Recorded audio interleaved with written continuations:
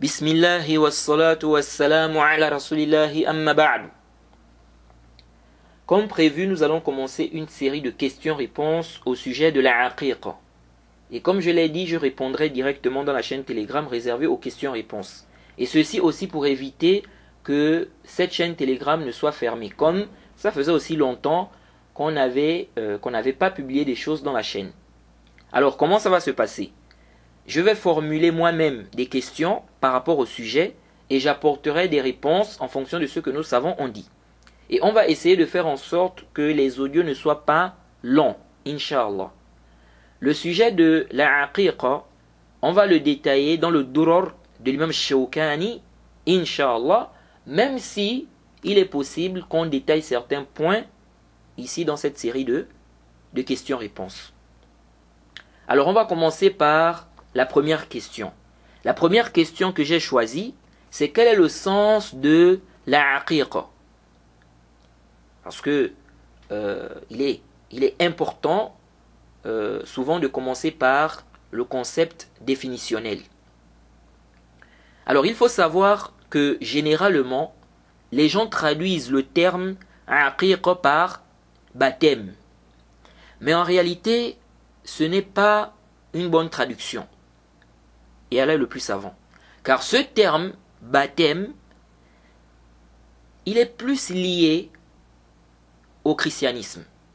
C'est un rite ou un sacrement symbolisant la nouvelle vie du chrétien. C'est un sacrement de la foi en Jésus-Christ. D'après ce qu'ils disent, par lequel le chrétien est sauvé, purifié du péché, en devenant enfant de Dieu. C'est ce qu'ils disent. C'est un sacrement premier et fondamental qui constitue le signe juridique et sacral de l'insertion dans l'Église du Christ. C'est ce qu'ils disent. Donc, ce terme, en réalité, ne cadre pas avec le terme aqiqa en islam. En un mot, il ne reflète pas le sens même de la aqiqa en islam. C'est pourquoi il est mieux de délaisser ce terme-là, donc le terme baptême, lorsqu'on veut parler de la aqiqa. Alors, si on a compris cela, c'est quoi la aqiqa alors? Commençons par son sens dans la langue arabe. Sachez que les linguistes ont divergé sur son sens en plusieurs paroles. Certains ont dit, à la base, on utilise ce terme pour parler des cheveux avec lesquels l'enfant est né. Et on a utilisé ce terme pour parler de la bête qu'on immole par extension. Par extension. Car on rase la tête de l'enfant au moment de l'immolation, c'est-à-dire lorsqu'on va immoler. Alors on peut regarder l'explication de cela dans Lisan al-Arab de Ibn Manzour au tome 10 à la page 255 et également dans d'autres livres de langue. On peut aussi regarder ce que Ibn Abd al-Barr a mentionné dans le Tamhid au tome 2 à la page 294, également ce que Ibn al-Qayyim a mentionné dans Tuhfatul Mawdoud, Tuhfatul Mawdoud à la page 66. On rapporte de l'imam Ahmed qu'il a réprouvé cette explication et qu'il a plutôt dit que la aqiqa, c'est l'immolation même. C'est l'immolation même qu'on va faire. Et Ibn Abd al-Barr a soutenu cet avis dans le Tamhid, de ce qui est apparent, toujours toujours au tome 2, dans le Tamhid, toujours au tome 2, à la page 294. Donc ça c'est le deuxième sens. Donc ceux-là disent que la aqiqa, c'est l'immolation même qu'on va faire. Vous voyez. Donc le premier sens, qu'est-ce qu'ils ont dit? Ils ont dit que ce sont les cheveux avec lesquels l'enfant est né. Et d'autres ont dit, non, c'est plutôt l'immolation même qu'on va faire. C'est ça la aqiqa. Jaïd. D'autres ont dit, la aqiqa englobe les deux sens. C'est-à-dire que c'est l'immolation qu'on va faire. Et aussi, ça aussi le sens, c'est-à-dire que la aqiqa englobe aussi les cheveux avec lesquels l'enfant est né. Vous voyez. Et Ibn al-Qayyim a dit que ceci est mieux. C'est comme s'il penche plus vers cette explication. Donc dans Tuhfatul Mawdoud. Vous voyez. Alors, ce qui est plus important ici, surtout, c'est le sens dans la législation. Quel est le sens de la aqiqa dans la législation? Alors, les fuqaha, les jurisconsultes, ont donné plusieurs définitions en fonction de ce que chacun conditionne pour la réalisation de la aqiqa. Mais en résumé, ce qui ressort de leurs paroles, c'est que la aqiqa, c'est la bête qu'on va immoler après la naissance de l'enfant. Le 7e jour à la base ou après le 7e jour. C'est ça la aqiqa. Après on verra de quelle bête il est question ici. Et donc de là, si quelqu'un, après la naissance de son enfant, a immolé le 7e jour, avec l'intention de la aqiqa, il a fait la aqiqa. C'est fini.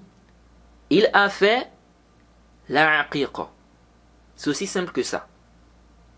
Maintenant, la viande là, qu'est-ce qu'il va faire de cela? As-sahih, on n'a pas un dalil clair, on n'a pas une preuve claire qui spécifie ce qu'on doit faire de cette viande. Donc, la personne a terminé d'immoler. Maintenant, la viande là, elle fait quoi de cette viande? Elle mange ça elle-même, elle partage, ou bien elle prépare, elle invite les gens, n'est-ce pas? Elle invite, n'est-ce pas, les gens à venir manger. Qu'est-ce qu'elle fait de cette viande? On n'a pas un dalil clair, on n'a pas une preuve claire qui spécifie ce qu'on doit faire obligatoirement, bien ce qu'on doit faire avec cette viande-là. Et donc ça veut dire quoi? Ça veut dire que du moment où on n'a pas une preuve claire, la personne fait ce qu'elle veut avec cette viande-là de licite. La personne fait ce qu'elle veut de licite avec cette viande-là. Jaïd, comme explique le Cheikh Al-Albani. Et on va revenir sur ce point-là. Parce que, est-ce que par exemple, la personne peut prendre cette viande préparée et puis inviter les gens à venir manger cela? Ou bien est-ce qu'on va dire que ça, ce n'est pas légiféré?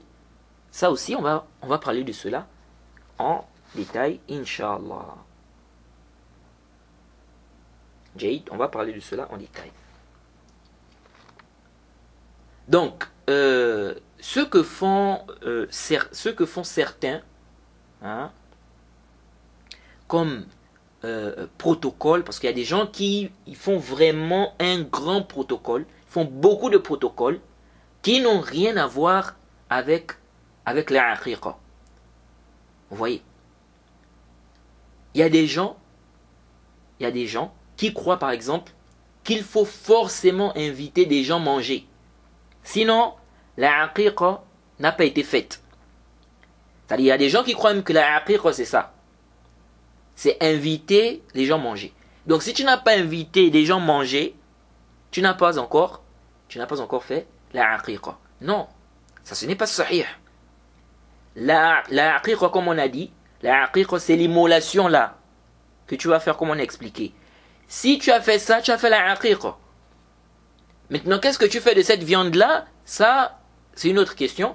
Comme je l'ai dit, on va parler également de cela. Mais déjà, à la base, on n'a pas un dalil clair qui nous dit ce qu'on doit faire de cette viande-là.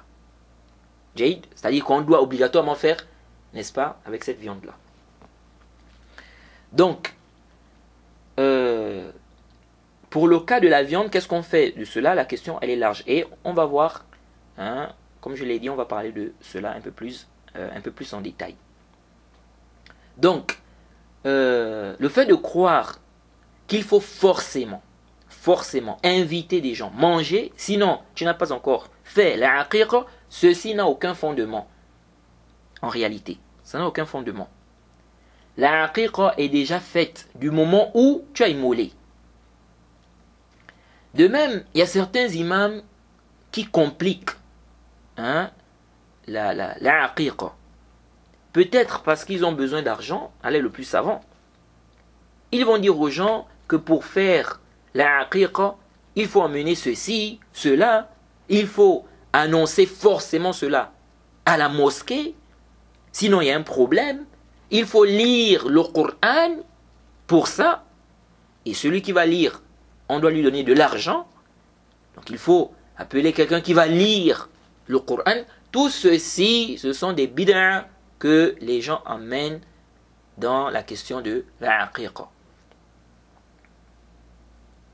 Qu'il faut forcément que quelqu'un vienne lire le Coran, qu'on doit venir lire le Coran pour la aqiqa. Vous voyez. Et pour faire la aqiqa, on n'a même pas forcément besoin d'un imam. On n'a pas forcément besoin d'un imam. Il y a des gens qui pensent qu'il faut forcément la présence d'un imam. Il faut forcément qu'un imam soit là. Il faut forcément un imam. Non.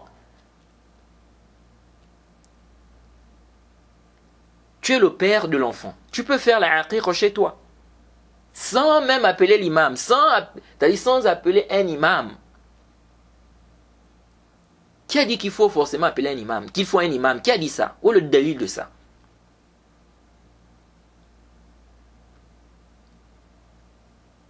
Et il y a certains qui profitent avec ça pour avoir de l'argent.